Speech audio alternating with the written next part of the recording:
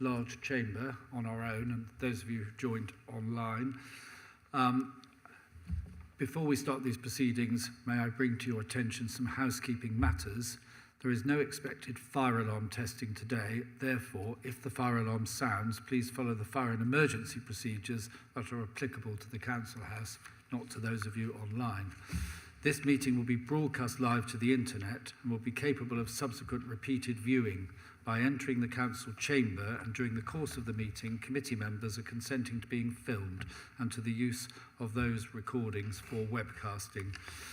Therefore, can I ask you speak clearly and directly into the microphone so that everyone can hear you, the public and those remotely, and your mobile devices are turned to silent. Mine are. Are there any apologies? Yes, thank you, Chair. Apologies from Sharon Muldoon, Director of Children's Services. Annie Gammon is deputising online. Thank you. No other apologies. No, thank you. Any declarations of interest? No. I don't have any urgent business, so we move on to the minutes of the last meeting of the 29th of September. Has anyone any queries about them? Yes, Chair. It's been brought to my attention there are some grammatical errors throughout, so that I'll get those amended, and if we're happy subject to those, we'll get them signed off. But so only grammatical errors? Grammatical, yes. Yeah. Right. Nothing of substance. Thank you. So is everyone happy that I can sign them after the meeting when that's been sorted? Everyone happy to approve them with the correction? Yes. Thank you. So we now come on to Anna and Dave, who are going to present Dave Macaulay, who are going to present the Local Care Partnership. Thank you, Chair. I'm going to pass across to Dave to present this item. Thank you, Chair, and thanks, Anna. I'll just run through some of the highlights, if that's okay. I'm assuming everybody's had an opportunity to read the papers in detail. For information, I also attached a previously shared version of the Local Care Partnership Plan. I thought it might be helpful, just as a bit of a refresh. So I'll draw your attention to the Local Care Partnership Programme Highlight Report, dated January 23. So I'll just pick up some of the main points and then invite any questions at the end of that. So starting at the first priority area, which is building a compassionate and caring city, I think it's worth noting that community researchers have now been recruited and trained and are in place and are starting the conversations with local residents regarding social isolation and loneliness. That will feed into a conference this month and will produce some helpful data moving forward. Moving on to developing a sustainable system of primary care. The first point I wanted to highlight is that there is now GP telephone support available to care homes. Initially, care homes who were high users of ED were targeted, but now that's being rolled out and is available to all care homes. And again, that's aimed to build capacity within the system. It's also worth mentioning, I think, the cost of living task force has now been established. Just interrupt a minute. I wonder whether Ross could turn the volume up. Or speak a bit closer. Is it me? I do apologise. It sounded very loud to me. Yes, it's a big room and it's an unusual. Yeah. So, yeah, thanks. Apologies. I was just saying that the cost of living task force has now been established and is monitoring household support funding outcomes. Moving on to ensuring the best start through Bright Future. It's worth noting that Plymouth was awarded £1 million for 22-23 as part of the Send Innovations grant, and we were one of only 7 local authorities nationally to be successful in that application. And also the Peninsula Fostering Tendering programme has now been undertaken as a contract award stage. I also wanted to point out that the Children's Home Treatment Service is now operational as well, which I think is worth making reference to. Moving on to homelessness prevention, despite considerable investment over the last 6 months or so and additional capacity, there are still quite considerable operational pressures, particularly around providing accommodation for families in bed and breakfast. I was then going to move on and just mention the integrated care element of the work. And just mention, as many of you will already know, but I think it's worth noting that the Extra Care Hotel is now open as of November, and that's delivered an additional 40 beds across the system. And the William and Prisha Venton Centre is also opened, and that's delivering an additional 24 beds. I also wanted to briefly mention the Community Mental Health Framework and point out that the eating disorder model is now in place.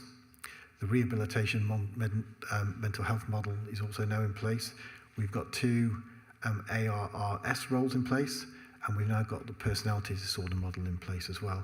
And I think we've been commended for making good progress in terms of implementing the community mental health framework. I also want to mention, in regard to the integrated care partnerships, that the virtual walls programme is at the point of nearly being operational as well. Much work has been undertaken in that. And now draw your attention to the enabling work streams. I just wanted to point out a few highlights there. First one was international recruitment. We're involved in a pilot at the moment in developing an approach to recruiting international recruits into adult social care. We're now at the point where in the next few weeks our first recruits will be joining us. We've expanded that programme, which we initially focused on dom care, to include the whole adult social care market, and we're working at pace on that at the moment. We've also established a strategic health and care skills partnership, and through that we've developed a focus plan. And some of the benefits of that have already been realised in terms of things like a whole system recruitment event that we ran towards the end of last year. And we know that we've recruited at least 25 people from that, and we had 300 individuals turn up on the day to inquire into health and care roles. In terms of estates, I just wanted to point out as well that there's a new acute mental health unit available now at the Glenbourne unit for people with older people with acute mental health issues, and that's been re-provided from the Mount Gould site. So we now have all of our acute mental health units on one site and in one building. Finally, I'll just come on and talk a little bit about the risks under the risk log. I'm sure there won't be any surprises there. The first one I'll just point out is the risk of poverty and homelessness, and that again leads into some of the issues we described above. Fostering in residential capacity is a key risk, as is the care market and workforce generally. And we've recently got some data that's highlighted that really quite starkly. Under LCP4, the urgent care systems mentioned, and again, I don't think that will be any surprise to anybody. And under LCP5, primary care, which of course is very fragile and is currently reporting high levels of demand and need. So that's it from me, so open to any questions. Thank you. Chair, just to say, what's ARR? I was hoping you wouldn't answer that. Yeah, well, sorry. No, it's additional roles. I can't remember the exact terminology. Additional, Anna, can you help? No, you can't. Additional, it might be more helpful. Then can you let us know, because obviously we're saying this is online. I will. And therefore we need to put something on to let the poor public, if there's millions of them watching, know what that is. If we're blank, then they definitely will be blank. I apologise. I can't remember the exact terminology, but they're specialist roles aimed at particular areas at building capacity. So they're mental health related roles, and they're based in primary care, and the aim is that they build capacity in primary care to help GPs manage mental health issues. But I'll let you know the exact terminology, and I do know it, I just can't bring it to mind at the moment, so apologies. I wonder whether I could ask whether we could have a brief update on community builders. I met them in one of the, or a lot of them, in one of the health and wellbeing hubs last week. It all sounds quite exciting and interesting. So maybe, Ruth, you would like to say a few words about what they're going to achieve and how they're going to achieve it? Yeah, certainly. So the programme now has kicked off and is started, and one of their key roles is that, as it says, community builders, linking with communities and making sure that the resources that are in our communities are being brought to support the people who need it at the time that they do need it. So it's part of the programme, fits as part of the sort of continuum that we have around the sort of community empowerment work. So links with wellbeing hubs, links with all the community and voluntary sector that we have, and links across to social prescribing and those kind of programmes. I know that the team are really getting up and running at the moment, and we're expecting to bring some updates to partners in the near future. So perhaps I could suggest that we bring an update to the next Health and Wellbeing Board. I think that would be interesting, if you could, Ruth. Thank you. Mary. I just wonder if Tony would comment about, David said about, obviously, about the fragility of GP work and primary care. I just wondered if Tony had got any update from Healthwatch, really, as to what concerns they're having coming in about it. Thank you, Councillor. I think from a Healthwatch perspective, we're not really seeing anything different to what we've seen over the last 12 months around access. It's not every GP surgery that's having those issues. There are some that are managing their patient population and access to GPs and other clinicians quite well. But there are others that are having more challenges, shall we say, around that. And it's, whilst from a Plymouth perspective, I think it's something we've been living with for quite some time in the city. It's also across Devon, there are pockets of that going on as well. And I think it's really down to those GP practices where staffing is a bit of an issue that's causing them problems with dealing with capacity, and they're really, I think, starting to struggle dealing with some of the routine inquiries that they receive, or whilst they put their attention quite rightly into those that need the urgent assistance. So the picture's a little bit mixed in the city, I would say, but some areas are doing well, but others are still struggling. And I think we see that playing out into the urgent emergency care pathway as well. Thank you, Tony. That's very useful. And I suppose then also brings me on to, we had a presentation last time from, who was it?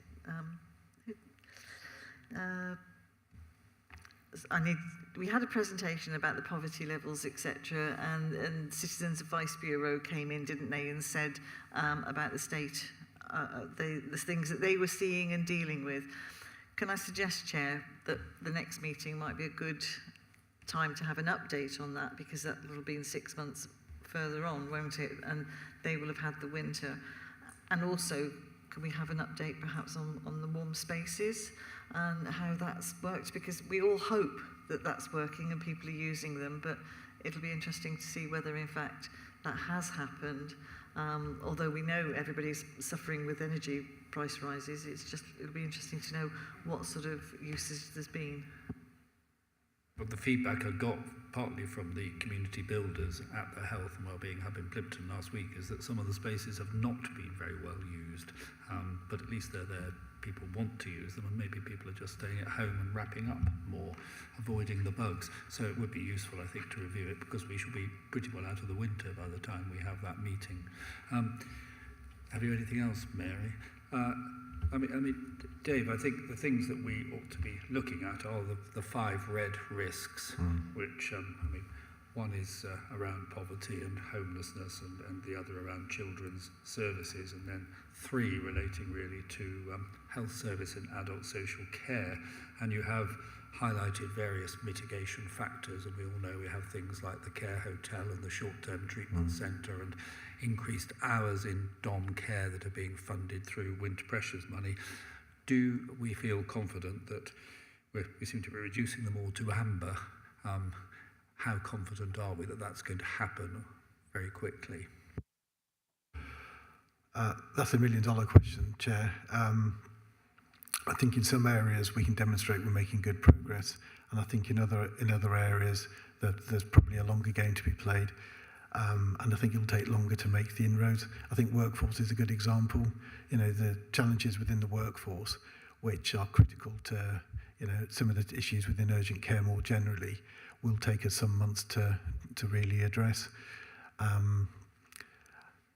And probably in some respects longer than that, because we need to develop the pipeline of people wanting to come into and work in the health and care system. So I think it's hard to make general comments that cover all of those risks. I think all of those are quite different and have individual plans underpinning them. But I think, you know, the key one that I would say is a golden thread throughout is workforce, and that's the one that I think, you know, we can take some short-term measures to address some of the immediate risks, but some of the longer-term issues will take some time. I just wanted to say that it's additional roles reimbursement scheme. It just came back to me, so.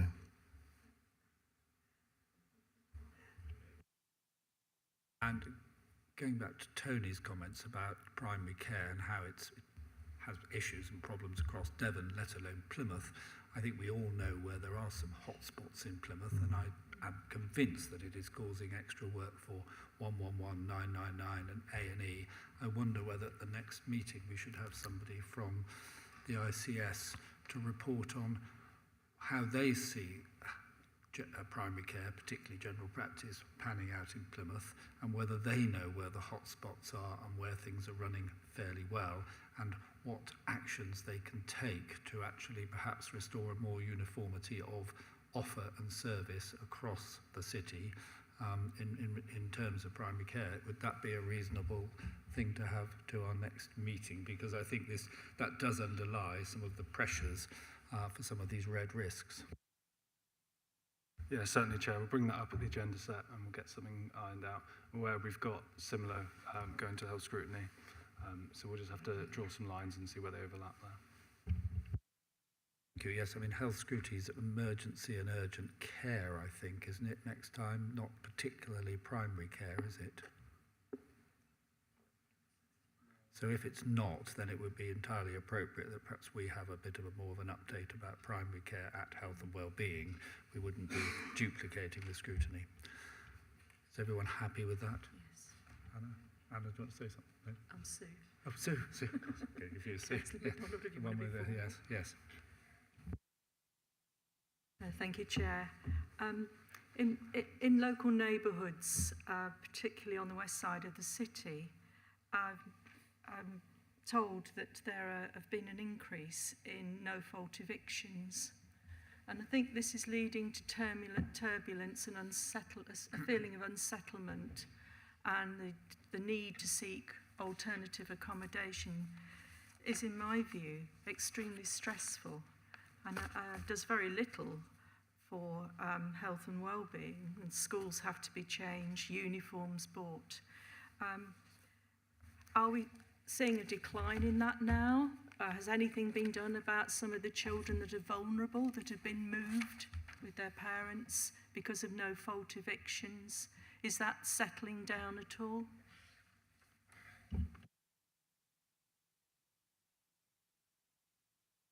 Shall I give a view on that, Chair? If you could, that'd be grateful. Yes, yeah, okay. We do see more movement than we would like between schools in Plymouth. Some of that is not to do with movement of house, but it's parental choice, and that's something we are working with schools on to, because children generally do better if they stay in one school for the whole of their primary phase and secondary phase. But we are also seeing movement between schools because of the family have had to move house, whether that's through local authority direction or through some other reason. So it is a concern, and it will have an impact. Inevitably, it takes children a little time to settle into their new school. There can occasionally be a slight delay, although we try to avoid that at all times, that they move directly from one school to another. So it is a really key factor in the well-being of the children. Stability is important for them wherever possible. Thank you. What I want to know is, has that turbulence in terms of no-fault evictions where people have paid their rent, have kept the place okay, in the private landlord sector are being turfed out because they can get more rent, a higher level of rent from somebody else, and the impact upon particularly children and the changes of schools. I'm focusing on that particular aspect of the turbulence in housing, in the private sector housing at the moment. Thank you. And those no-fault evictions, I think I don't have the figures with me, but I would have to link up with the other colleagues to provide those, which we could do for the next meeting. Thank you. I think that would fit in with the cost of living and the poverty agenda item we're going to have, if you could, because not all children do move schools when they have to move houses. Families try not to have them move, I know. So perhaps we could include that. Thank you. Any other questions on this agenda item? Oh, Sue, yeah. Chair, if I may, I like an update about child carers. I don't seem to hear much about it to the extent that we used to, and that might be just me because I've been in the wrong place at the wrong time. But in terms of child carers, I would welcome a refresh on that, on what's actually happening. I don't know about hidden child carers, because by the fact that they are hidden, I don't know what the bar is to receive help and support. I think if there was some clarity over that, I would find it useful. Anna. So, Chair, I just wonder whether it might be helpful here to have a relook at the carers strategy. So bearing in mind the role of Health and Wellbeing Board in terms of setting that strategic direction, the carers strategy is being refreshed currently. It's all inclusive in terms of cradle to grave. So it feels that it may be appropriate to ask the team to bring that strategy into the next meeting that will potentially then reset that direction and pick up some of Councillor MacDonald's questions. So happy to work with Sharon Muldoon as DCS of Children and make sure that we provide that update that's all inclusive into the next board. Well, I think that would be helpful because child carers could come to light through lots of different strategies and lots of different pathways, can't they? As you say, they're often hidden until someone asks the question as to what's happening. Mary. And of course, it would be quite interesting to find out how proactive schools are being about that, to find out the number of their pupils that are child carers, because obviously it isn't always obvious, but sometimes we know it's because they're slightly later back to school and things like that. So I know at one time they did try and collect figures, but I just don't know if that's something that's still on their agenda.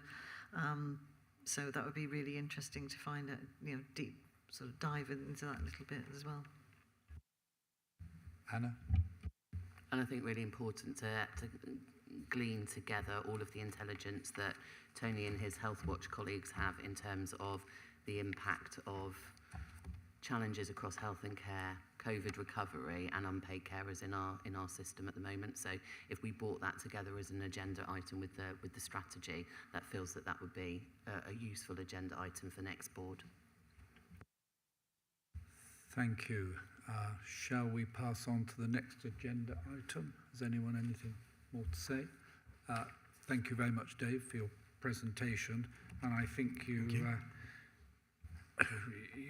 you're involved in the presentation of the next item, the integrated care strategy, but it's going to be a joint presentation, I think. So who is going to... Oh, well, actually, we need to deal with the recommendations first, don't we, on this agenda item.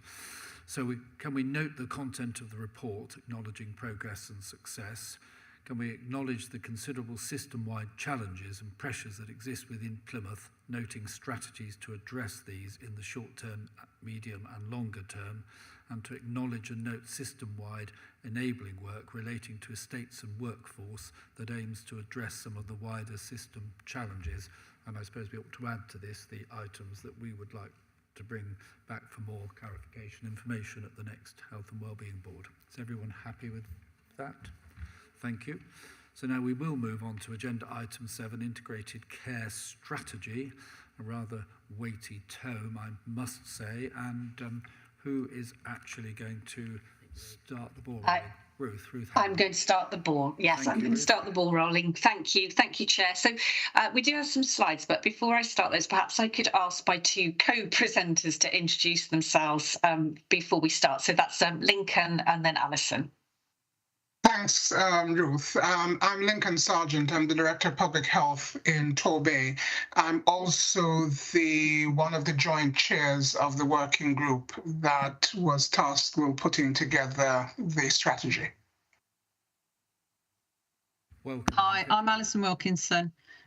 I'm Alison Wilkinson. I'm the Associate Director of Transformation for the NHS Devon ICB, and I'm working on developing, I worked on both the strategy and on the joint forward plan.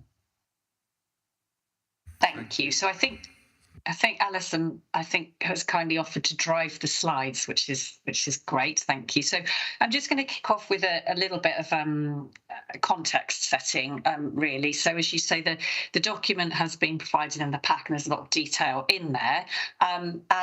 What we're being asked to do today is to review what's set out in the strategy, the goals within that. And to ensure that we're supporting this strategy by identifying lead responsibility organisations, etc. within that, and also the joint forward plan, which is within that. We will be asked to confirm the process for the Health and Wellbeing Board to give a response to that joint forward plan.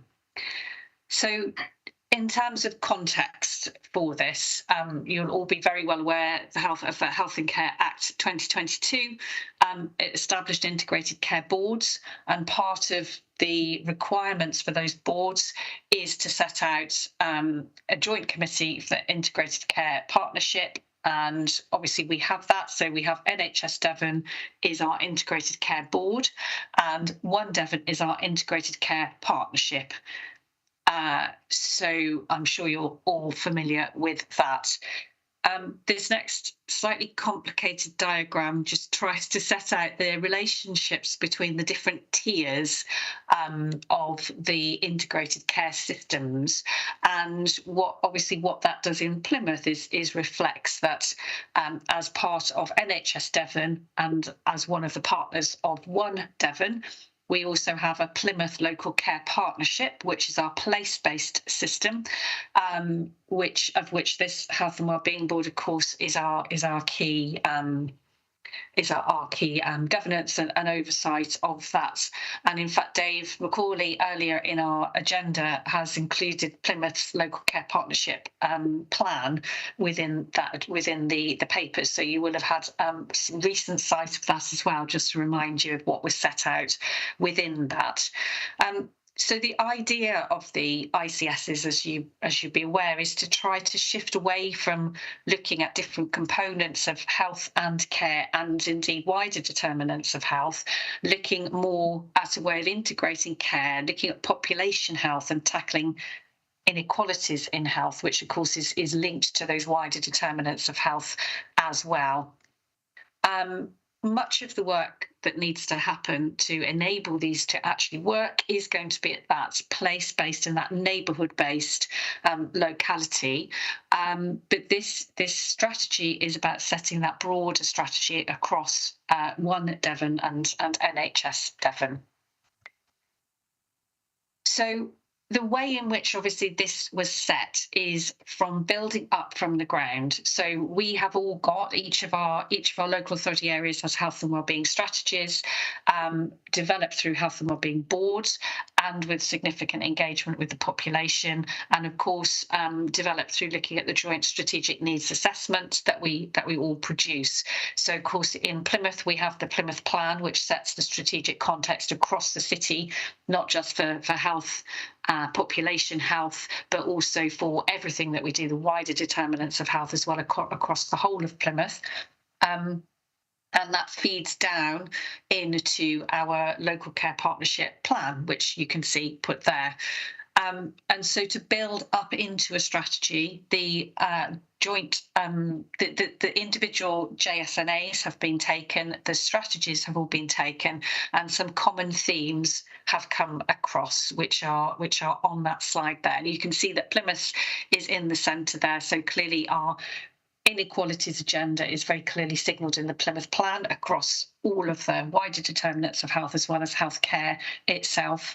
And then we have those key priorities within our local care partnership, which you'll be familiar with.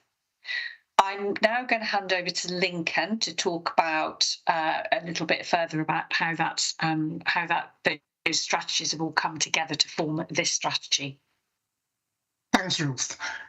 So essentially, we wanted very much to build on what had already been done through the Health and Wellbeing Boards, as you see in the previous slide.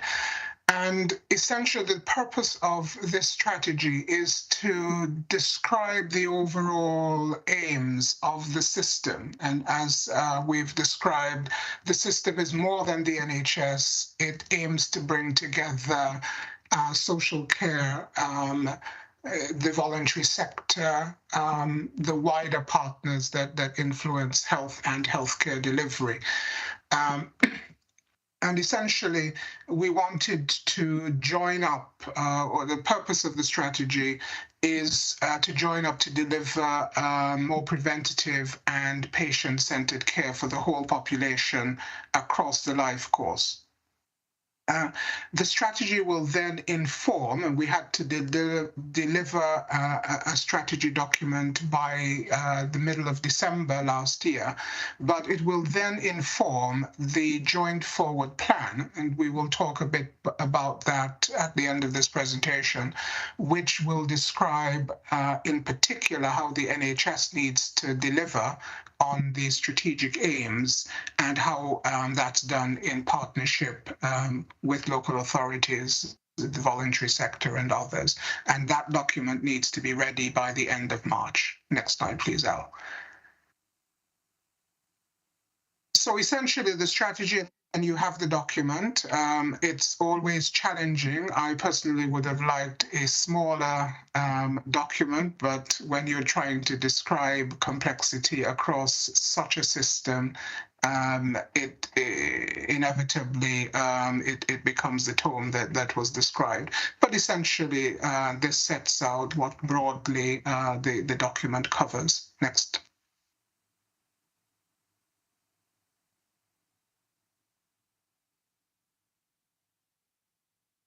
Yeah. This slide is in just to say that we wanted to ensure that the data, the strategy wasn't just influenced by data, and we've done a lot of really detailed analytical work in terms of strategic needs of the population, but we also included the voice of people, local people, who had told us what was important to them in terms of health and healthcare. And you will see this slide summarizes some of the key themes that we used to enhance and draw out the data and the JSNA information that we had. Next slide, please. That led us essentially to 12 challenges. And whereas those individual challenges may not be unique to Devon, they do describe, I think, collectively what is special about the county and our particular challenges, and what the strategy needs to address in terms of that collective picture.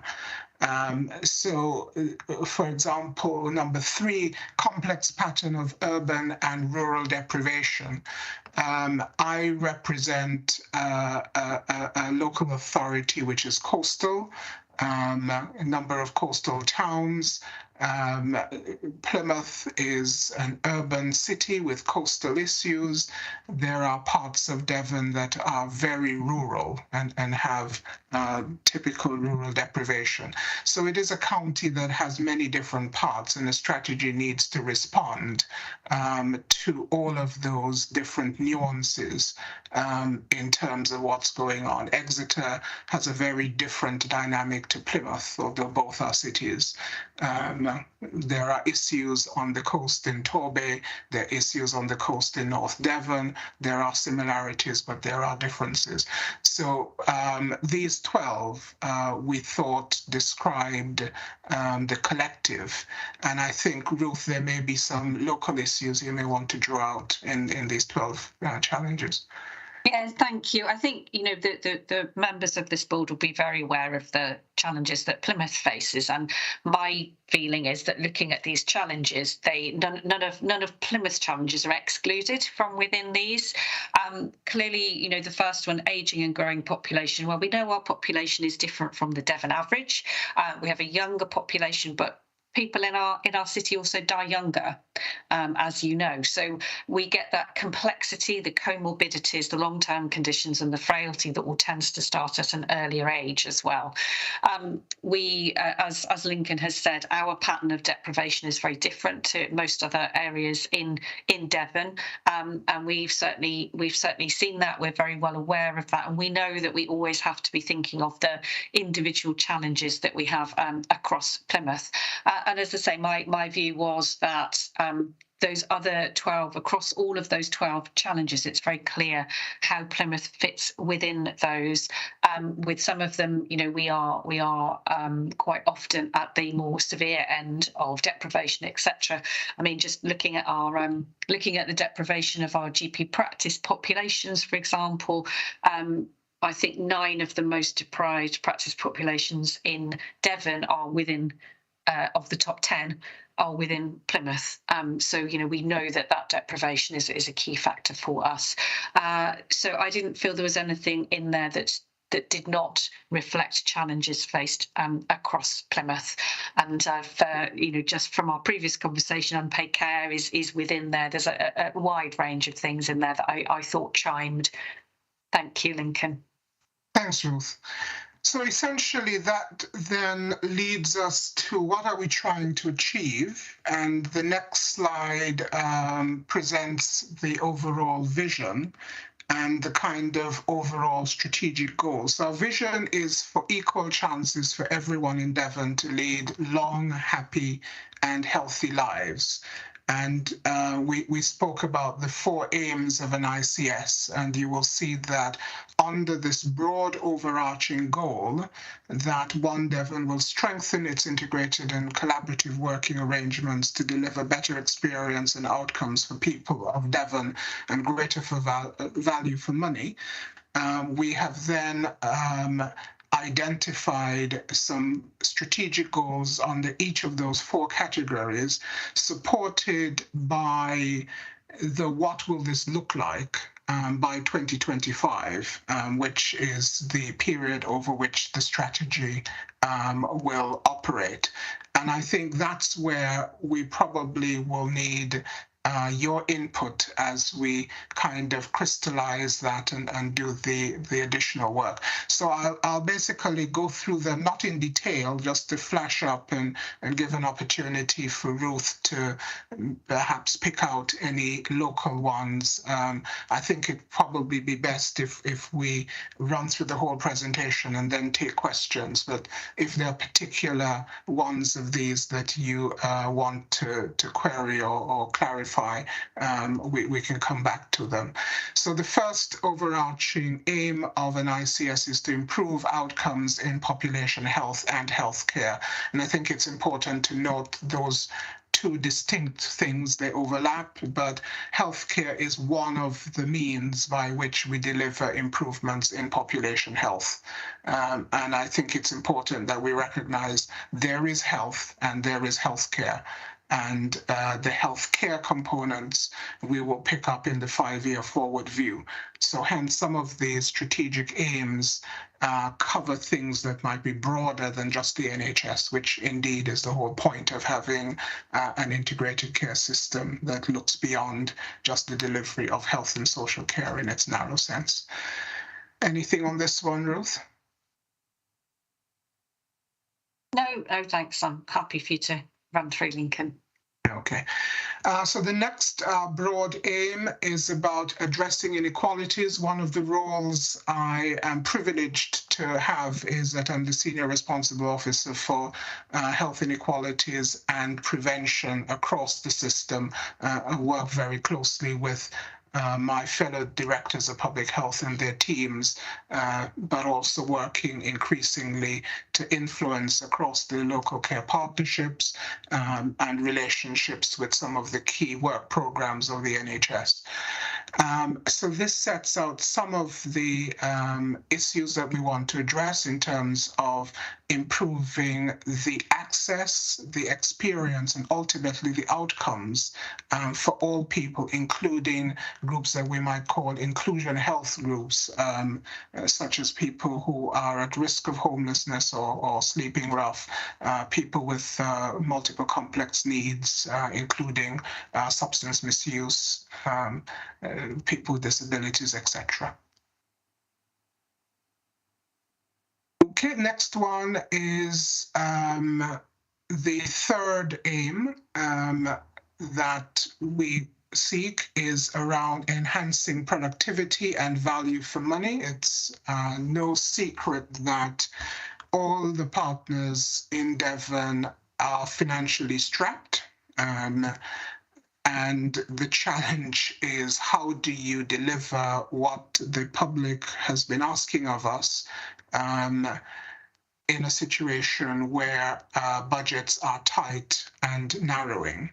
And that means that we have to work in a very different way. And we have to begin to look at how we bring collective resources together and new ways of working that build on what we have, rather than thinking that possibly there is more that will come externally. We have to kind of think about how do we make the best of what we have, which is particularly challenging at this point for all of us.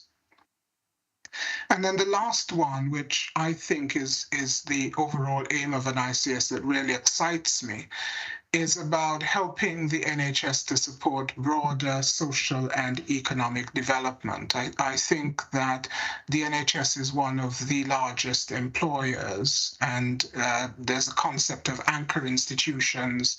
My understanding that UHP is one of the anchors in Plymouth. No surprise, Torvid South Devon Trust is one of the anchors in Torbay. I'm sure that Plymouth City Council is itself a key anchor in Plymouth. The great power of anchors coming together and working collaboratively to really begin to influence some of the challenges that we face, particularly Plymouth and Torbay, the numbers of people in our communities who have been left behind, as it were, economically. How do we ensure that we do all that is necessary to help people into good work and to support them into careers?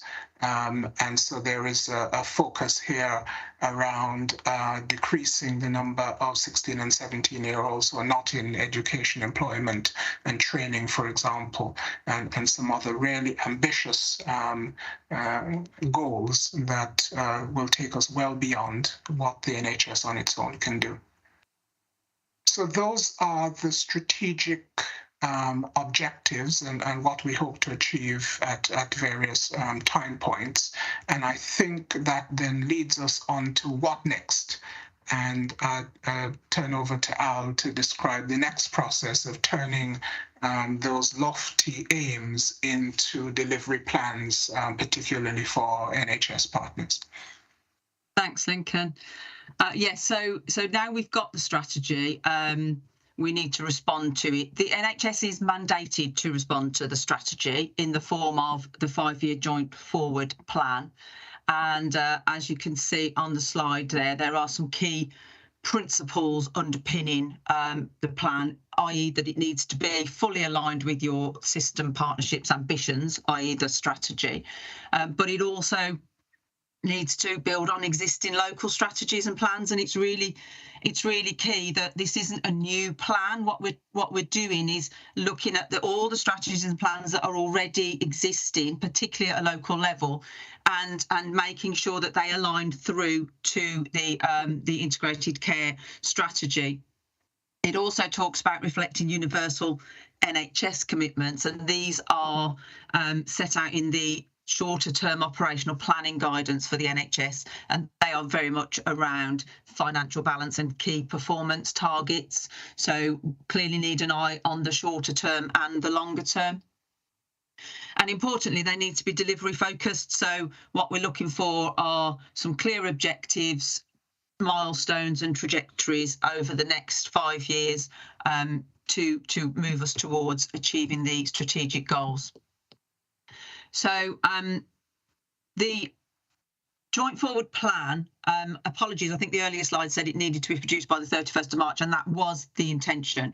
But the recent guidance has given us till the 30th of June to actually publish the final plan, although there is a requirement for a draft at the end of March that can be shared widely for review and discussion.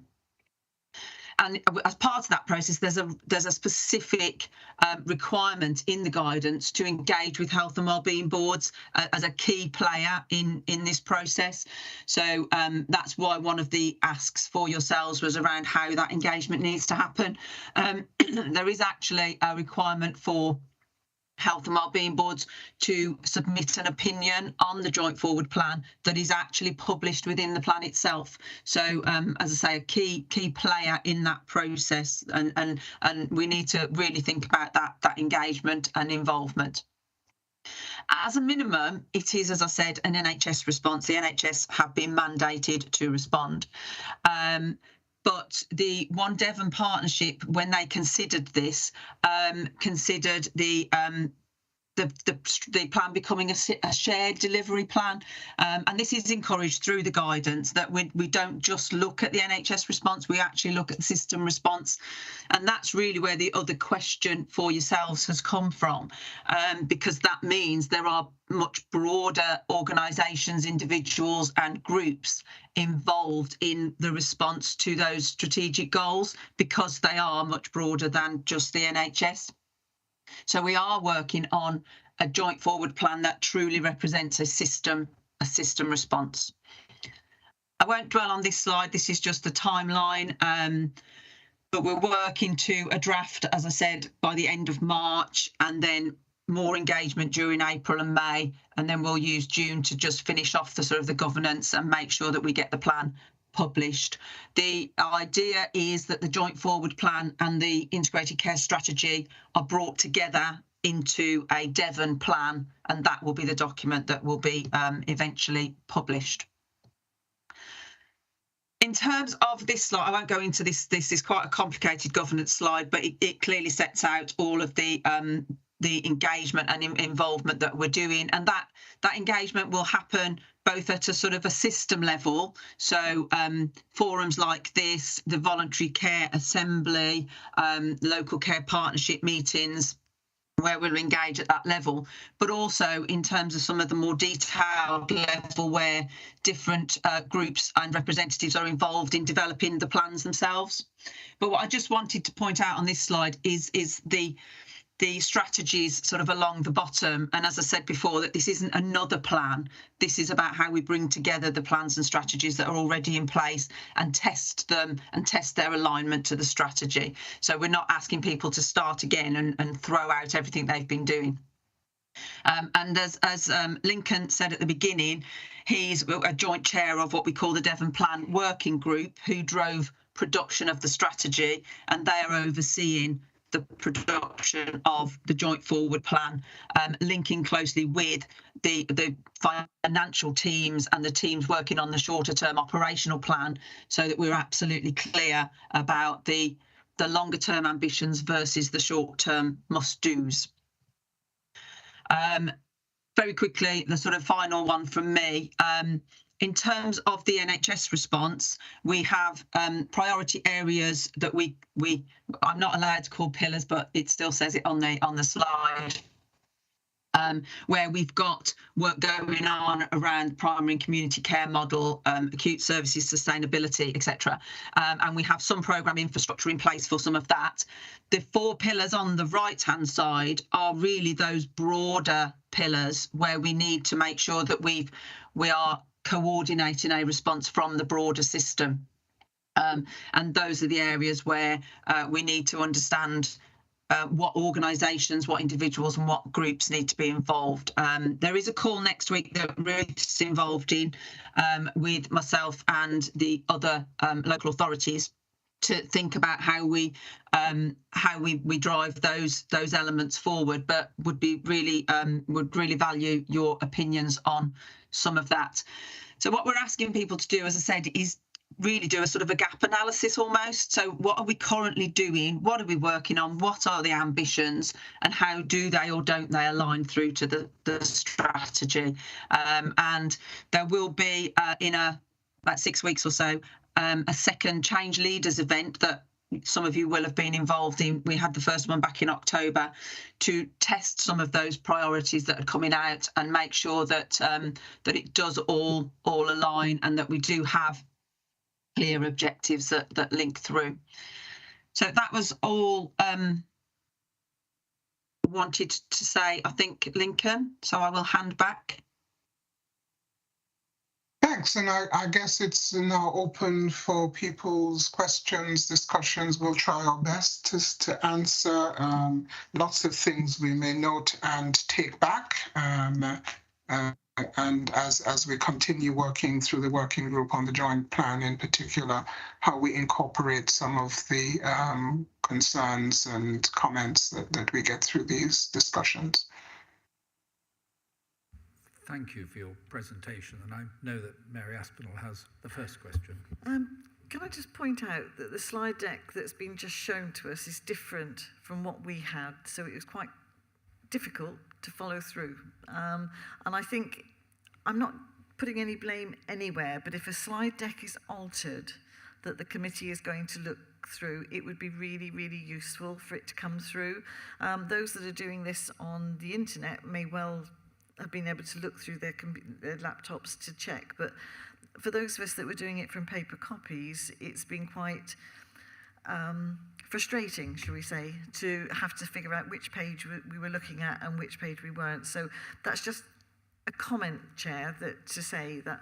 But my other comment is this is an awful lot of work to do, which I appreciate officers are going to be doing a lot of this behind, but this board actually needs to be involved with it rather than it just being presented to us. And I'm just not sure if we think about the council agenda between now and 31st of March, when we haven't got a meeting till the 16th of March, so surely there's going to have to be some other input from this Health and Wellbeing Board to show that it's us that are putting the work in and not just officers. And that's not decrying anything that our officers in Plymouth are doing, but the buck stops with us as a board, not anybody else. So I think I'm just concerned about the timetable to do this. And obviously speaking to you as the chair, so how are we going to manage this, please? Thank you, Mary. Well, I'll make one or two observations and then perhaps pass over to others who may want to comment. I mean, it's a wonderful document of aspirations and ideals and where we'd like to be by 2, 4, 6 years' time. But a lot of the figures are talking about improvements also, 25%, but it doesn't tell us what the baseline is. I mean, you know, whether it's NEETs improving the situation there or dying at home. I mean, they're talking about percentage increase of fuel poverty. Well, I would have thought that's a very difficult thing to predict. So we don't have the baseline figures. We're talking about improvements, and then we've got dates that vary throughout the rest of this decade.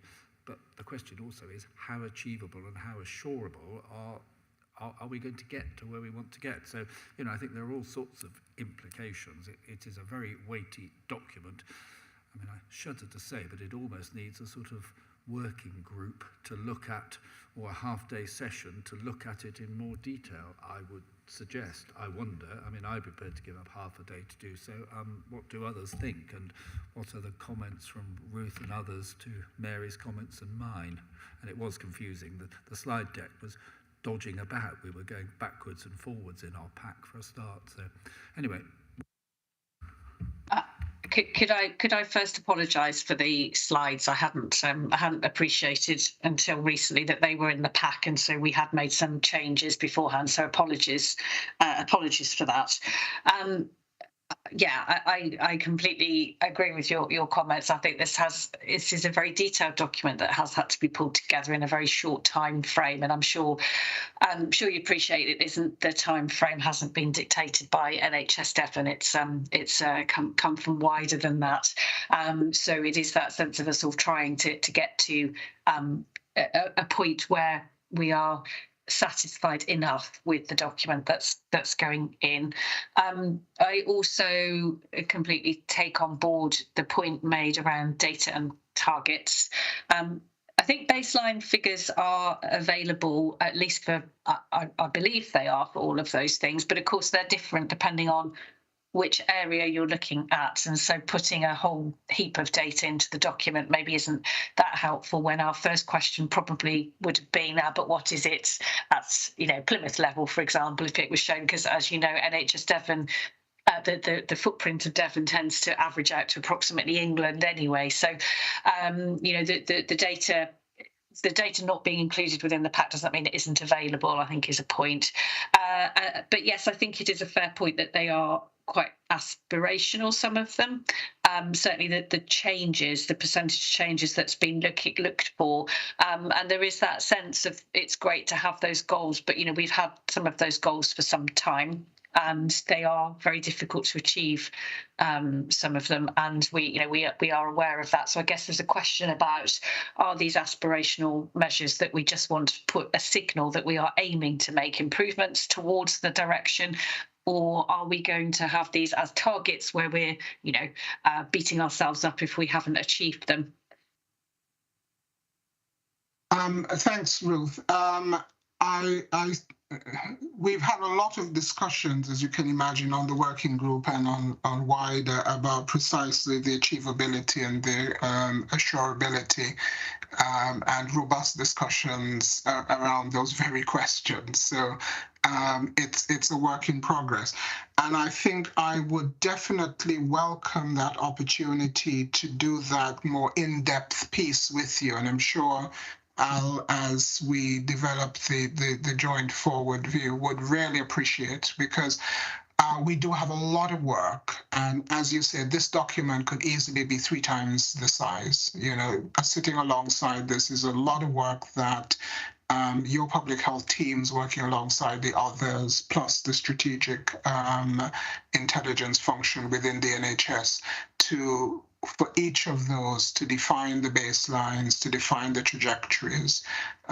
In some situations, the wording, you will notice that there's some things there that some are smarter than others, and it's all trying to capture that compromise about what can we really demonstrate and how do we demonstrate it as we go forward. So yes, I think we would definitely welcome that, an extraordinary session before your next meeting, that will give you that chance to really go through the detail, because as we said, the joint forward plan is where we deliver this. And that's where the real crunch comes in of what's the bits that we need to happen by the NHS, and what do partners need to do to ensure that we can actually deliver on this.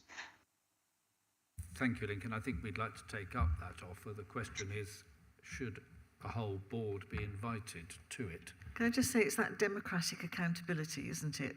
that we as a board are responsible for, and that's what I need to be absolutely sure we're doing, that nobody in the future can say, well, they just signed their name, they didn't even actively take part. So it's that democratic accountability.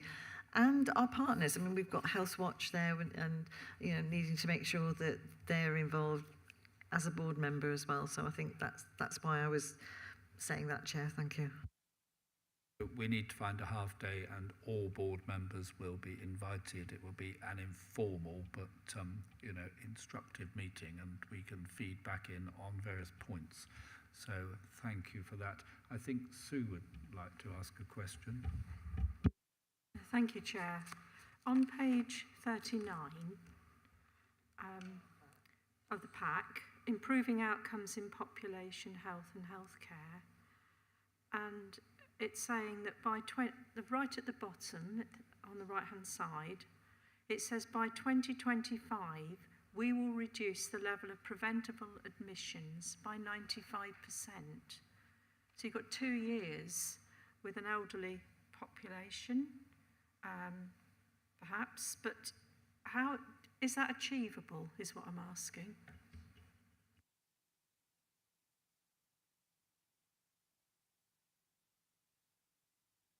I mean, it's a great aspiration, but the question is, how do we define preventable?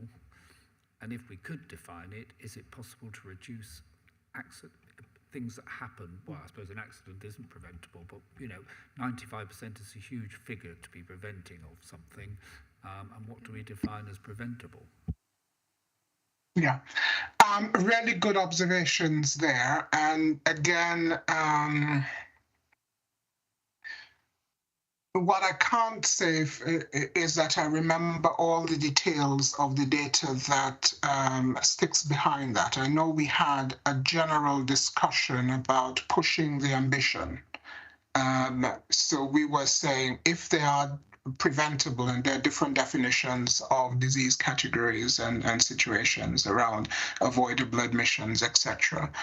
So the idea is that if we can prevent some of these issues, if they're preventable, then they shouldn't be happening to some extent. It's not going as far as the never events, but it was then saying we should push ourselves to try to eliminate as much as possible those avoidable admissions. And there are some of them that are very much around issues which have to do with healthcare delivery and access, which we can definitely do a little bit more about. There are others which are more challenging, which have to do with individuals' behaviors, etc. So I agree with you. Some of that comes down into what do we define, what are the categories that fall under preventable, and the previous issue about what's the baseline we're starting from and where we will be going. So, you know, to summarize, there's something about pushing an ambition, which keeps the system trying to push the boundaries, and then the practicalities of, you know, what's the data, what are the definitions that underpin that we can then be able to use the monitoring to say, are we on trajectory to achieve? If I may, Chair, I think it's the language, because you've got by 2025, we will reduce the level of preventable admissions by 95%. It's a laudable aim, but I don't see quite how you can say will reduce by 95%. It's quite aspirational, but not concrete and specific. I agree. I mean, that criticism is definitely valid and taken.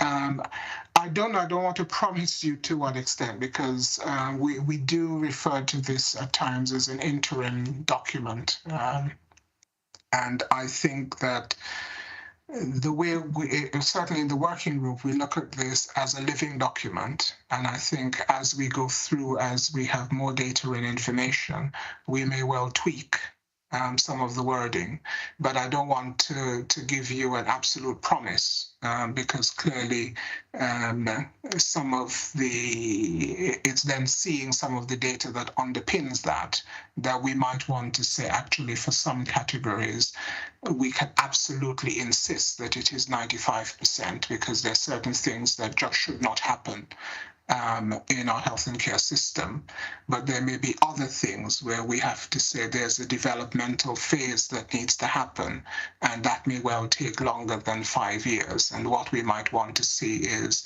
a particular trajectory of change that arise. So if we say, for example, obesity-related illnesses, you can begin to see where they are preventable to some extent, but there is a lead in time, which I'm not sure you can achieve in 5 years. But equally, there are some hospital-acquired infections, for example, where we can absolutely say that there is no reason why by 2025, why you shouldn't expect to go into hospital and come out without acquiring something you didn't have when you went in. Ruth? Thank you, Lincoln. Anna. So it's always really hard, isn't it, with a document this size to crystallise and get that across. So I think Lincoln, Al, Ruth, I think from the being here in the room, that session in probably face-to-face or as many people face-to-face as possible to go through some of this would be really helpful, because I do think some of this is about language, and there's a balance, isn't there, in terms of being ambitious, but I think also an acknowledgement of the challenges that are across our entire health and care system at the moment. And certainly I think from a member perspective, on a day-to-day basis, through representations, through ward, residents within wards, members here are picking that up. So it's how we get the balance of ambition, because of course we want to be ambitious in our strategy, but realism as well in terms of some of the here and now. So I think, everything in the document would resonate in terms of everything that we would want to see for residents in Plymouth, for residents in Devon, absolutely. It's massively ambitious, and I think what I'm not sure I get a sense of is where we might prioritise in the early stages and what that would look like. So some of the dates of 25, 28, actually with the current pressures across, whether there's something in terms of how that's prioritised, which I think if we had that workshop session would be really helpful to work through as a collective, because clearly this resets the strategic ambition for the city that is the role of our Health and Wellbeing Board in terms of doing that. So it needs to be owned here as well, and I think some time together would be really helpful. I have got just one other question, if I may, Chair. So I suppose it's just for me. So this is clearly setting the strategy. There's then the forward view as we've described and the planning around that. Then, of course, the operating plans that then sit around each individual organisation. I guess to me, the targets that are sat in this and our knowledge of the financial challenges in terms of Devon, how are we translating the ambition within this strategy to support the recovery in terms of the financial position, and when would we start to see that into health and wellbeing boards?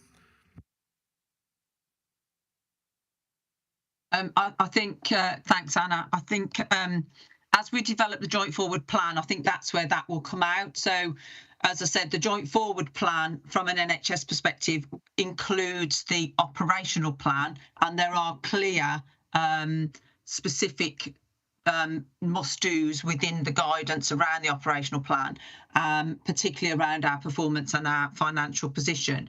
And we've absolutely got to look at how we balance the short term and the long term, and that's really why we need the widest possible involvement to understand how we use all of the resources available to us in a way that balances off those things, because we all know, and we've had the conversation many times about the short-term must-dos tend to push the work on prevention, the upstreaming, the well-being kind of into the long grass, and somehow that's the conversation we've got to make sure we're having.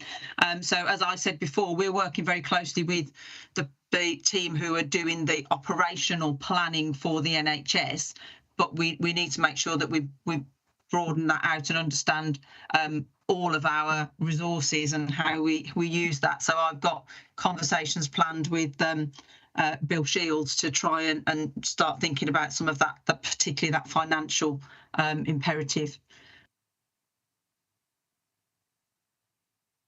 Thanks, Al. Mary.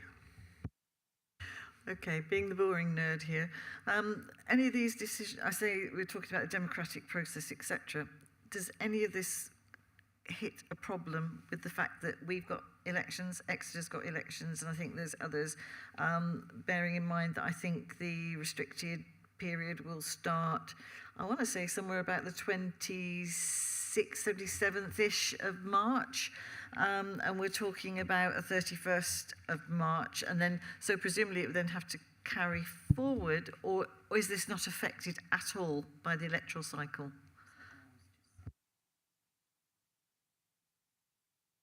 I don't know, that's a really good question. No, that's a really good question. I will have to go away and deal with that. Thank you for raising that. It is really important. We can feed back to the centre because to some extent, I know the huge frustration. A lot of this is dictated to us from the centre.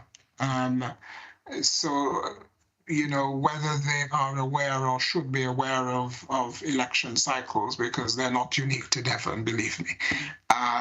But this is something we can feed back in terms of actually, we may need to say that the 5-year forward plan for June is an interim, because we then need to allow further time for the political process to legitimize, as you said, the findings, because I think that's going to be pretty important in terms of what we're asking local NHS organizations to do, particularly given the financial situations that many of them find themselves in. I'm trying to be sort of conciliatory here, but I just don't think the centre often thinks about local government elections, so we'll be generous and say, Alison, yeah, it'd be great to get them checked. I will, thank you. Thank you for those replies. So I think we do need to have this meeting, and in fact, when we look at the recommendations that, well, if you want me to read them out, I will, or maybe we can take them as read. We really cannot form an opinion and make a report until we've had this working group or this half-day session, I think, to tease some of this out. Because there are all sorts of aspirations about digital access and digitalising records, which is great, and I think that's probably within our control if all goes well with a fair wind. But, you know, on the next sheet, it then says, by 2028, this is under enhancing productivity and value for money, page 41. By 2028, we will, again, the word will is in there, have vacancies amongst the lowest in England in the health and social care sector. Well, that depends on all sorts of things, and it depends on how well the rest of England does, and it all sounds like we're racing to the top, hopefully, not racing to the bottom. But how can we say that we will, in 6 years' time or 5 years' time, have a better placed situation than we have now? Hopefully we will, but it's very aspirational, and it doesn't tell us how we're going to achieve it, which I think is the issue. So are there any further comments from any officers on that, or shall we move on, or any other questions from members?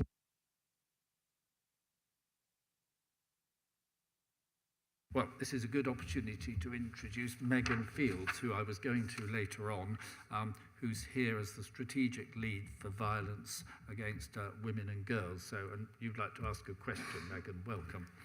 Thank you very much. First time here, so just figuring out the technology. It's really nice to be here. Thank you for the invitation. Just reading through all of this really detailed paperwork, the first thing I always do as the Violence Against Women and Girls strategic lead, who also looks after domestic and sexual violence, I do a quick search for those words within any document. And I notice that violence against women and girls doesn't come up in any of the papers for this meeting, and domestic abuse is only mentioned twice.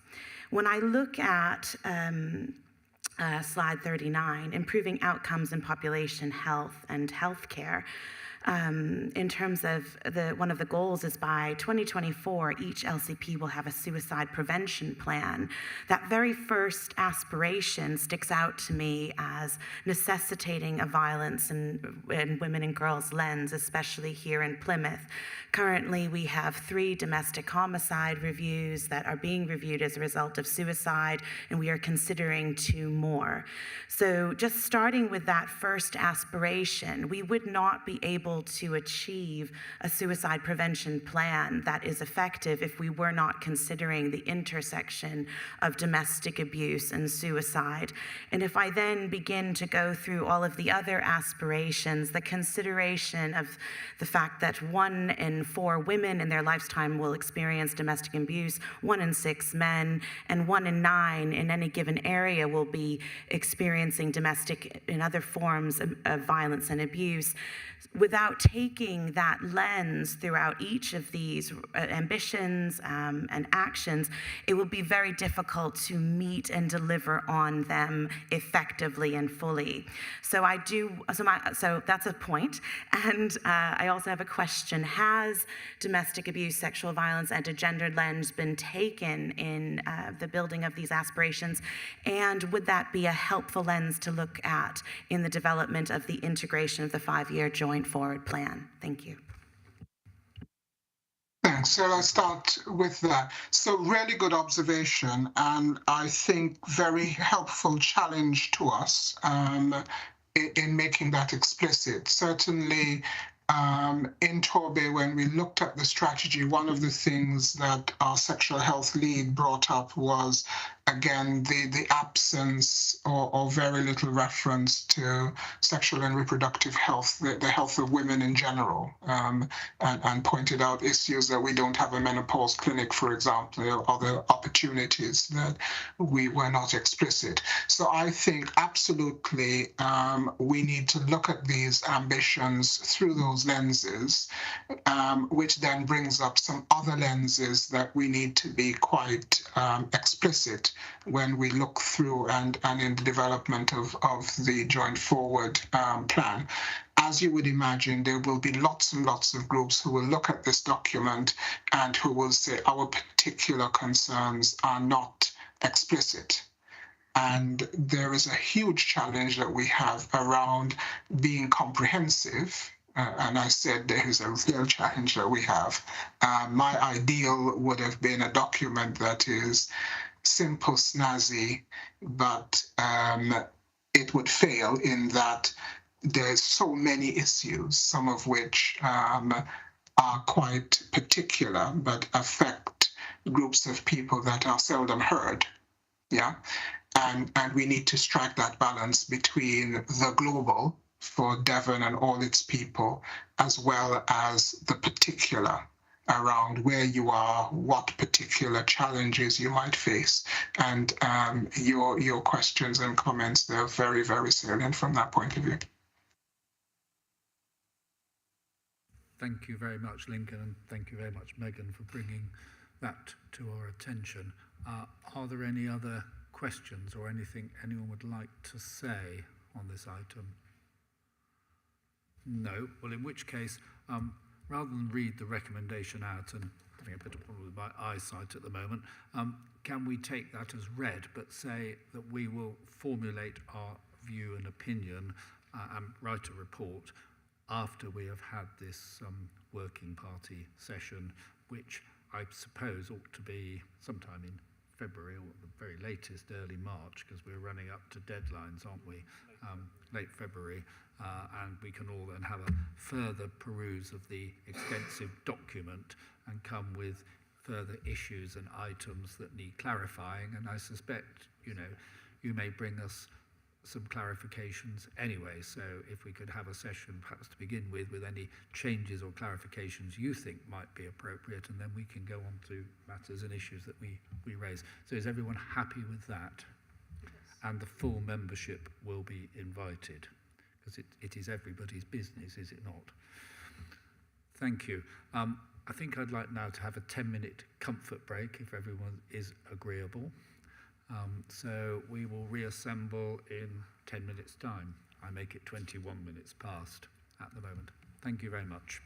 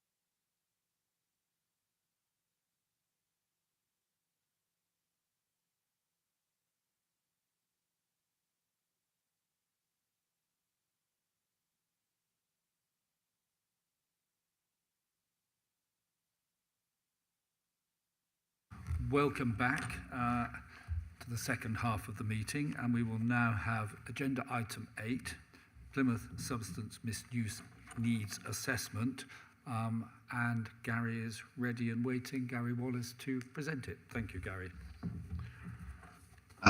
Morning, everyone.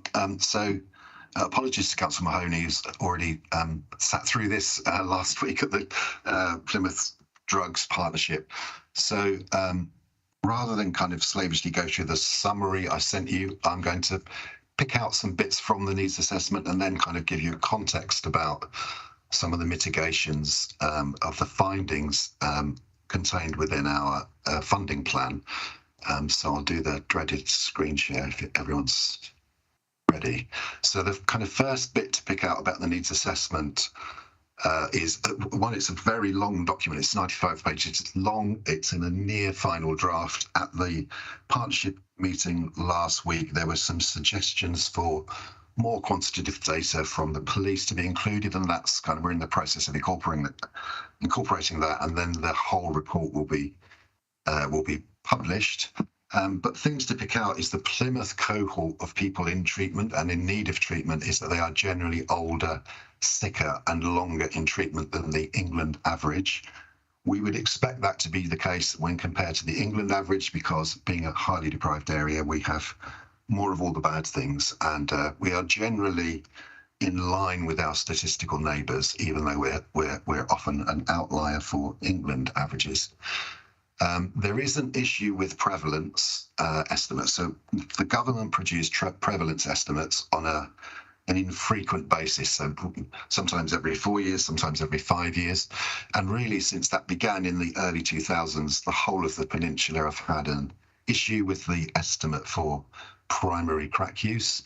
So we think even though that each successive estimates revise these figures down for the peninsula, we still think they are too high. Now, the impact of that is that if it reflected the actual position locally, our penetration of the numbers of people that need to be in treatment would be even higher than it is, and it's already higher than the England average.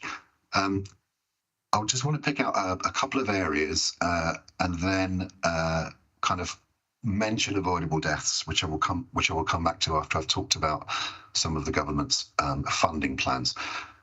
So there are some areas where we are really significant outliers. One in particular, which was a surprise, is this 53% of new presentations reported behavioural and emotional disability, and 11% reported progressive disability, which is way higher than the England average. So what that means is about 450 to 500 people a year start treatment, and this refers to that cohort of people that are beginning treatment. We don't understand if this is a result of us being a trauma-informed city and asking the right questions, or real need in the population. It's very interesting that Devon have similar findings, and obviously Devon, whilst it has pockets of deprivation, isn't as deprived as Plymouth. So it's just, but they are also a trauma-informed city, so it may be that. So essentially, at the moment, we know this is an issue, but we're not really sure why. And similarly, prescription only and over-the-counter medication use, we are way above the England average. So what that means is people going into treatment because they are addicted to prescription only medicines. That covers a variety of things. So that may be that they are addicted to the medication legitimately prescribed to them by their doctor, but more frequently it means they are buying prescribed drugs from someone who is legitimately prescribed, what's known as the grey market. We've known since before COVID that that's an issue, but it's a really kind of stark thing. And essentially, what's lacking in the needs assessment at the moment, so we had a really, really tight timetable from government to produce a quantitative needs assessment, which we've met. But we are well aware that we need to do more qualitative work, so more kind of speaking to people with lived experience, speaking to people that work in the treatment system to understand some of these anomalies that the quantitative data is throwing up. And we will be doing quite a lot of appreciative inquiry in the next 3 or 4 months And then those findings will be added to the quantitative data to give kind of explanation to some of these anomalies. So just to go back to the kind of beginning, the government have a new strategy. It's called From Harm to Hope. And as part of that strategy and the money attached to that strategy, we were asked to refresh our needs assessment. So this is why we've done the needs assessment. So essentially the 10-year strategy was published in December, it was actually December 21. And it was based on the findings of the Dame Carol Black independent review. She was commissioned by government to look at the whole system of drugs and alcohol across the country. The government then published the Harm to Hope strategy, which it comes with lots of new money, but also some very kind of challenging targets. The strategy is divided into 4 sections. So setting up for success is really about the new partnership that met for the first time last week, which will drive the local implementation of the national strategy, check progress, performance manage, etc., and provide a central point of accountability. The second chapter is breaking drug supply chains. That is largely about national efforts to interdict supply chains, but at a local kind of level or a kind of regional level, it's about things like how we interdict county lines. So county lines is this organised crime, particularly exploiting children and vulnerable adults, women, to distribute drugs and using kind of coercive control and lots of violence around that. So although it's largely nationally driven because county lines stretch across the country, there will be specific actions at a local level that relate to that, which the partnership will oversee. The third chapter is building a world-class treatment system, which I'll come back to. And the last, again, is really a national, largely a national thing about this idea of producing a generational shift in drug demand. And that's a combination of new legal penalties, new approaches, sentences to treatment, but also really trying to shift the kind of demand curve across the country. So going back to the world-class treatment system, what Carol Black found is the treatment system nationally is significantly contracted in the last decade. Lots of roles have been lost, largely expensive specialist roles. But that's left caseloads very high. That's certainly the case in Plymouth, where some people are carrying caseloads double the national average. And our current capacity can't meet demand. We also have drug-related deaths at record levels, the highest since record began. We have very limited prevention activity going on. And she concluded that essentially our treatment and recovery system is not fit for purpose. And the kind of government responded to that really, for us, really kind of generously. So the investment in Plymouth is going to increase over 3 years. So this current financial year, we received £770,000. Next year, so from April, we'll get 1.2 million a year. And then in year 3, we'll get 2.46 million. And these have to be real increases. So there's disinvestment of other budgets is disallowed. So if we replace the new investment by disinvesting in our public health grant, we will lose all of the money. So it's a really kind of tight rules-based system to prevent disinvestment. There's a national target to increase numbers in treatment by 20% across the country. So all of our plans have to contribute to that. And as I mentioned, we needed to set up these new partnerships. We had the first meeting last week. So just to talk about some of the funding and service developments. So these are our planned increases in treatment numbers over the next 3 years. We're aiming for a 19.2% increase. It's recognised that because we already have higher than average what's called penetration of the problem cohorts, it's going to be harder for us to get a 20% increase. And you'll see that we are really banking on making the major increases in those groups that are less well served at the moment. So that's primarily people in treatment not for opiates and people in treatment for alcohol and young people. So, for example, the numbers of young people in treatment will shift from just over 3% of the treatment population to just over 5%. The government were really clear about what we could spend the money on. So there's a kind of a list, it's called a menu of interventions we're allowed to spend the money on. We are allowed to spend it on more commissioning capacity, and we certainly are increasing the commissioning capacity in the team, and I'll come back to that. More kind of harm reduction provision to try and bear down on drug-related deaths, and that includes increased naloxone provision. We already have essentially saturated the market with naloxone. Everybody who needs naloxone in Plymouth has naloxone, and we have the capacity to renew that when drugs expire. We have to increase treatment capacity, as I said, and that means additional treatment staff, and there is a specific list of roles they want to see increased. We have to have increased integration and improved care pathways with the criminal justice system. We are already way over the national average for criminal justice as a percentage of our treatment cohort and criminal justice pathways, but they are largely court-based. We need to kind of get better at picking people up from prison. We have to enhance treatment, and that essentially is about how you make it safer, how you reduce caseloads, how you have certain roles that oversee clinical governance, more access to residential rehab and inpatient detoxification, I'll come back to that, and more integrated responses to physical and mental health issues. Again, we started during the pandemic to deploy lots of mainstream public health interventions directly into substance misuse services. So the health checks and giving away free vapes and a whole range of other lung health programs, etc., are already beginning. Enhanced recovery support. So this is about supporting people towards the end of their journey in treatment to essentially recover, get a house, engage in training, and kind of leave the system. And then we have to expand the competency and size of the workforce, so workforce development. These are prescribed by government. These are the additional posts. So in Plymouth, by the end of 2025, we will have 55 new posts in the drug and alcohol treatment system.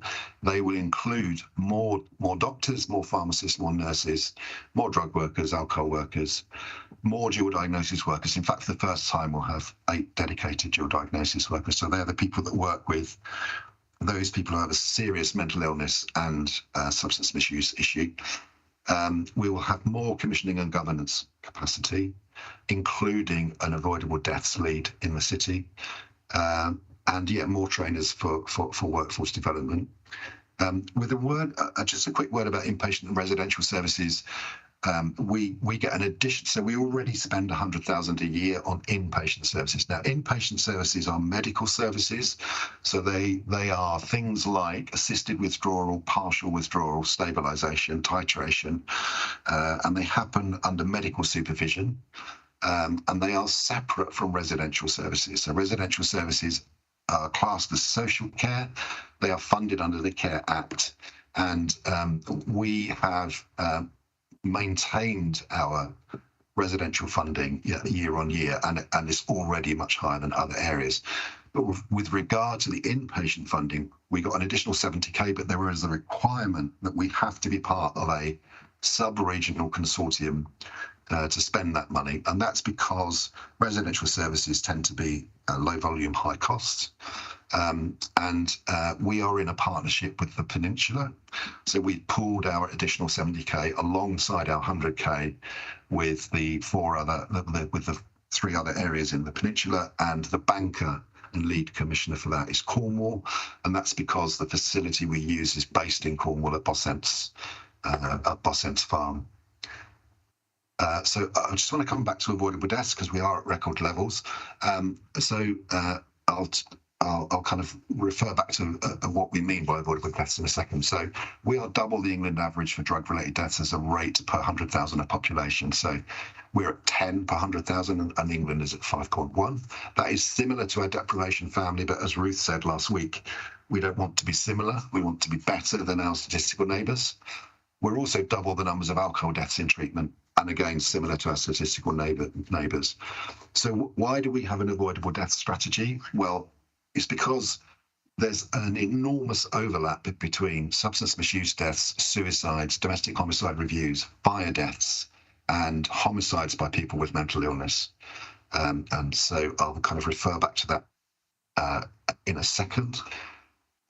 Both figures, both sets of deaths, drugs and alcohol deaths, have risen significantly in the last 3 years. It's not clear why. At a national level, there's some work that's gone on. It's really not clear. We are in discussion with the pathologist at University Hospital Plymouth to develop a better definition and understanding of alcohol deaths. So alcohol deaths have never previously been counted. It's a very recent thing, and it's not as simple as a substance misuse death involving drugs, because there are two ways of classifying alcohol deaths. One is essentially a fractional attribution, so every eight breast cancer deaths counts as one alcohol-related death. We're not talking about fractional attribution deaths. We're talking about directly caused by alcohol. And the definition we are using is deaths proximal to treatment. So that means anyone on a waiting list, anyone currently in treatment, and anyone within 12 months of discharge from treatment. Because the numbers of deaths are so huge, it would be impossible to have a process that covered them all. So some of you may remember immediately before COVID or BC, we brought a discussion paper on avoidable deaths to the Health and Wellbeing Board. That all had to be suspended during COVID, but we will be restarting the inquiry process this coming year when the new post is appointed. Other things we're doing is we are funding a conference on avoidable deaths in partnership with Cornwall. That will include drugs, alcohol, suicide, domestic homicide. It will be in the week commencing the 20th of March. There'll be about 200 people. There'll be national and local speakers. We're also funding production of short videos around prevention of drug-related deaths in partnership with the City College. The City College have a team of people that can teach people with lived experience how to make short videos. We are investing more in naloxone, in particular nasal naloxone. So nasal naloxone is easier for a layperson to administer. They don't have to be taught how to inject. And as I said, we'll have a dedicated post in public health to drive improvement around avoidable deaths, and there will be an additional post in the Complex Needs Alliance. So we'll have a practice level post and a commissioning level post. Well, that just moved. And as I said before, we're deploying a range of public health interventions in services. So I'll just quickly show you the paper that came to the Health and Wellbeing Board BC.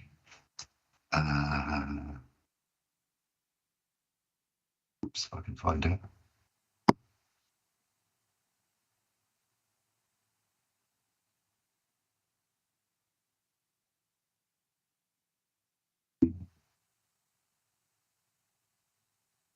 Seems I've lost it.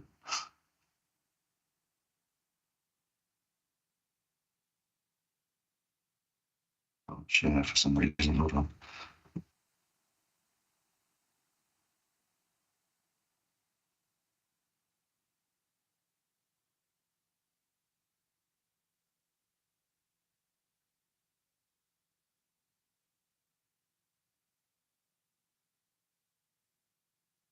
Here it is.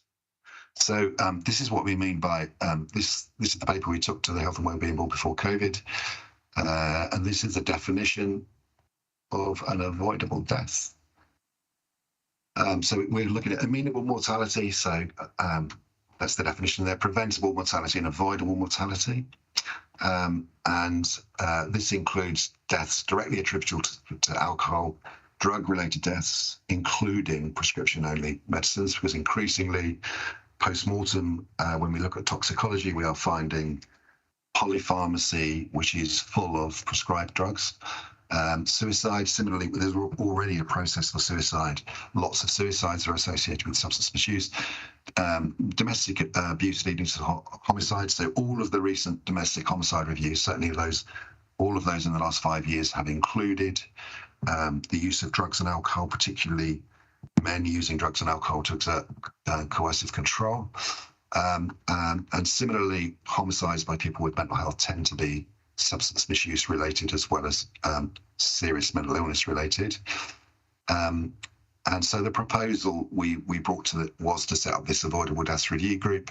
That was signed off by the board, but then had to be suspended because COVID had happened, and we will be restarting that. So I think at that point it's best if I shut up and go for any questions. Thank you, Gary, for that comprehensive report, and it's great to hear about the new money that's going to cascade down or increasingly come down to us over the next 3 years for drug treatment. Mary has a question, I think. Yeah, Gary, naloxone availability, particularly how do we manage it out of hours? Because obviously it's going to be needed 24 hours. And then secondly, there's a whole lot of stuff that will come out of this, won't there? And I'm just wondering if we could have some sort of guide for counsellors, because we'll sometimes get, not frequently, but we'll sometimes get calls about what do I do about Miggins because they've hit a crisis. And so contacts, out of hour contacts, that sort of stuff would be really, really useful if we could develop that. Yeah, so taking naloxone first. So for those of you that don't know, naloxone works kind of de facto as a kind of antidote to opiate overdose. So if you take heroin and I inject you with naloxone, it chucks the heroin out of your receptors and replaces them, and you don't die. So everyone in Plymouth that injects drugs is offered naloxone, take home naloxone. They are taught how to administer it. They are given a free supply of naloxone, and they take it home. Any relative in their family, so if it's someone that lives at home, is also offered training in administering naloxone and supplied naloxone. Groups of people often use together, so they are targeted and they are all given supplies of naloxone. So everyone at risk of a drug overdose in Plymouth is offered naloxone, and most take it up. So there are very few people that don't take it up. It's also available in every hostel, in the day service, in the treatment services. So much like kind of defibrillators are situated in communities, we've situated naloxone in places where drug users frequent, and yeah, everyone is issued naloxone. The second part of your question, Mary, is we do have a single point of contact, and I'm very happy to share that with you because we have the Alliance for Complex Needs. They provide the single point of contact. But I accept your point about it's very hard to know what's available if you're not immersed in the system. Now, in parallel, Ruth and I were talking about this last week after the drugs partnership.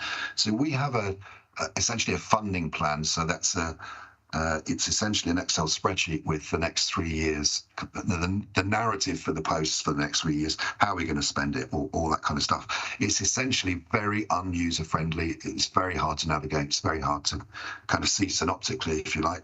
So what we plan to do is translate that into a much more readable, accessible format. So essentially we'll set out the treatment plan for the city, and that will include kind of prevention, treatment, recovery, what we're doing around commissioning, what we're doing around specific topics, which will be much more user-friendly than the document we had to produce for government.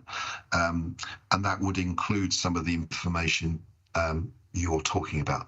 Does that answer your question, Mary, or would you like to come back?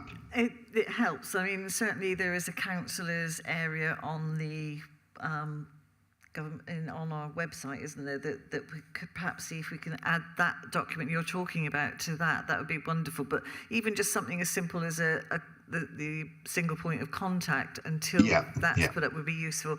And then finally, bit for me, it's talking about year one is 2022 to 23. When does that 23 end? Is it a financial year or is it? Yes. Yeah. So the money was announced in the current financial year, but it wasn't available. So there was various. You may remember there were various shenanigans with lots of government ministers changing posts over the summer, and that really delayed the the announcement and allocation of the funds. So the funds weren't kind of signed off until October. So we have a half-year effect this year. So we get 770, but most of the posts would only be half a year, so that would give us a big underspend. So we negotiate, because there'd been slippage from the government end, we negotiated permission to spend that money that would be slippage as capital, one-off capital. So we will spend up to our 770 allocation, even though we only got it in October. But some of that spending will be one-off capital spend. So the drug-related deaths conference that I just mentioned is one. We're also buying a portable fibro scanner for the hepatology department, so they can scan people in the community for liver disease, that kind of thing. So we're not actually losing, even though the money didn't start until October. And then so year 2 is from April, and year 3 is from April the following year. And we are told it is an escalator. So by the end of the funding period, we will have 2.46 million more, and we will stay at that level. It won't then be kind of reduced. It's not a 3-year plan. It's an escalator to get us back up to pre-COVID investment levels. Thank you. And I'm telling you a fib there. There is another question. I did notice that some of the data is only collected for people up to the age of 64. What happens to the rest of us that are over 64 that might be? I just wondered where that comes into any data. Yes, it does come into data, yeah. So just to reassure you, because I'm getting close to that as well. No. So these there's much more data in the report. The actual report's 95 pages long. And certainly locally, we do collect data about. We have a significant number of people over 64 in our service, both in our alcohol service, our day service, and as the traditional drug service, and we collect that data through the local case management system. But these data are based on national figures because we have to provide a national comparison for government. So it's part of the requirement of the needs assessment from government. Thank you. I'm glad we weren't victimised there and left off the list. Thank you. Yes, because some of us are in that over 64 age group. Thank you, Gary. And presumably going back to the lockdown, certainly the ambulance service would carry it. Yes, they do. I mean, it's a bit more tricky. Do the police service, do they have access to it? I mean, individual officers don't routinely carry it, do they? But do they if they're out on patrol at night? Yes, they do. Yes, so there are some officers carry it, and there's an ongoing conversation with the police about expanding it. So it's available in cells. It is available to first responder officers, the kind of emergency responder officers. And I didn't provide it in the summary, but in the long report, we have significantly more administrations of naloxone than the England average, which means it's really available and it's widely used, which is a good thing, I think.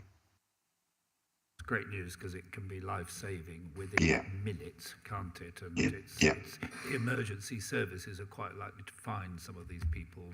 Yes, very much so. Certainly conscious. Okay, thank you. Any other questions? No? Well, thank you very much for that report, which hopefully is going to be good news for the future. So thank you. And can we just note the contents of the report, note the formation of the Plymouth Drug Strategy Group, and invite biannual updates on the progress of the strategy implementation. So this is really going to raise the profile of the problem and its solutions. So can we note that? Thank you. Thank you very much again, Gary. Thank you. We'll now move on to item 9, terms of reference update. And I think you're going to lead on this, Ruth. Or I can jump in quickly, Chair. Ruth will pick up for me. There's very few minor amendments to the terms of reference in front of you on page 181 of your packs, just to the amendments and responsibilities of the board in line with the latest government guidance and following the Health and Care Act of 2022. There'll be future training and development implemented, and Ruth might want to say more about that now. I think just to note that we have literally made the smallest changes required to meet the Health and Social Care Act, because we're very mindful that the Plymouth's Local Care Partnership and the Health and Wellbeing Board are probably going through a stage at the moment of finding our place within the system, understanding how we can, certainly from the Health and Wellbeing Board's point of view, understanding how to exert the responsibilities that we have on the system. And so we have been in talks with the Local Government Association on some of the training and development that might be available to us. So whilst we're not at the position at the moment of announcing or consulting on any kind of development plan, it is our intention that there will be something like that in the near future. And so we've literally just updated these terms of reference to make sure that they are accurate under the Health and Social Care Act. Thank you. Mary, you have a question. It's always been noted that the health scrutiny panel, or whatever runs for that, can scrutinise the work of the Health and Wellbeing Board to make sure it's doing it. So I just wondered how, and I said perhaps Ross needs to help us with the governance. You know, it could be outside this meeting. I'm not, because it doesn't need to be in this thing. But I think it's just, with my other hat on, I'd be interested to know how that then fits in, and I think that's perhaps a dialogue that I need to have with Ross and yourself would be useful, Chair. Okay, we will arrange that. Yes. Thank you. Are there any other questions? I mean, it may be appropriate to bring it up here that the attendance at this meeting today has been somewhat sparse, and there are certain additional members, but who would be valued members, who don't seem to be appearing at these Health and Wellbeing Board meetings, Health and Wellbeing Board meetings, and I think we will be addressing that before, as time goes, well, immediately. When do these new instructions come in? Will it be the AGM of Council? Will it be tomorrow, or what, quite honestly? Or does it have to go to Council for ratification? I just really wondered what the process was after this. Yeah, through you, Chair. Standard process is that terms of reference go to Council for approval. We'll have a chat offline. There was potential, because there's such small changes and they're just to keep up with latest government guidelines, that they could go through potentially Cabinet, I think was the discussion. But we'll pick that up offline. They will not go into effect immediately from today's meeting. They'll need to be signed off. So either Cabinet can do it, or it potentially goes to Council in March. That would be the next opportunity. Yeah, discussion with Ross and the monitoring officer to decide. Thank you, but I think we need to emphasise the importance of the working group that we're going to have in a month or so's time, and actually informally extend the invitation to all these people, even if at the moment they're not members of the group, because I think the wider discussion we can have, because it is about all our futures and all our health service and social care and an integrated system, that we need to talk about at that meeting. So I think we need to emphasise the importance of it. I'm sure you would agree, Ruth? Yes, of course. Mary. With that in mind, it's essential that the Cabinet Member for Children's Services is invited to that. I think that's an important issue. Absolutely. I mean, it seems that this year the Cabinet Member for Children's Services has not been on the invite list, but certainly for the next meeting, the working group, it would be great to have her there. So we will ensure that happens. Thank you. Any other questions? Thank you for those of you who've done some work on that, and we're just asked to approve, we're asked to approve the updated terms of reference. Can I have a proposer? I'll second it. And Sue MacDonald will second, Mary Aspinall proposing, and a vote. That's amongst the elected members, presumably. 3 of us. Oh, and all of us. And Ruth. Right. Yeah, this is our very unusual committee where officers get a vote. Right, yes, okay. And you can vote remotely, is that, not that it matters, it's unanimous, but yes. Thank you. We will now move on to item 10, tracking decisions, page 185 to 186. Elliot. Just to note that all tracking decisions, as discussed at the last meeting, have now been actioned. If the board have any queries, please forward. And the work programme? It would be just nice to know the date of the next meeting, sort of tagged onto the bottom there, because it's dropped off somehow. Yeah, so the date of the next meeting is March the 16th. Apologies, that's been cut off on the report. We have on the work programme items of food insecurity, growth resurging board and NHS long-term plan, but obviously as we've discussed today, we brought up about community builders, citizens advice, warm spaces, care strategy, and then ongoing work to be done with the ICS.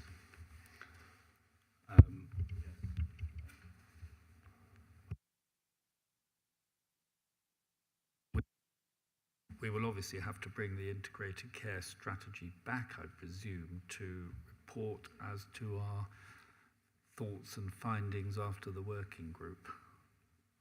But hopefully not for a long session, perhaps more just a conclusion of things that we discussed at the informal or the working group meeting. Yeah, we'll have a discussion with that after this meeting and arrange a date in the session to discuss that further. Thank you, Chair. Mary. Chair, just to say, it's obviously wording as much as anything else, but the NHS long-term plan, does that actually come into the integrated care strategy? Is that now absorbed into that, or? Yes. Ruth Harrell is nodding, so yes. Anything else on that item, or can I declare the meeting closed and thank everyone for coming? I will declare the meeting closed. Thank you for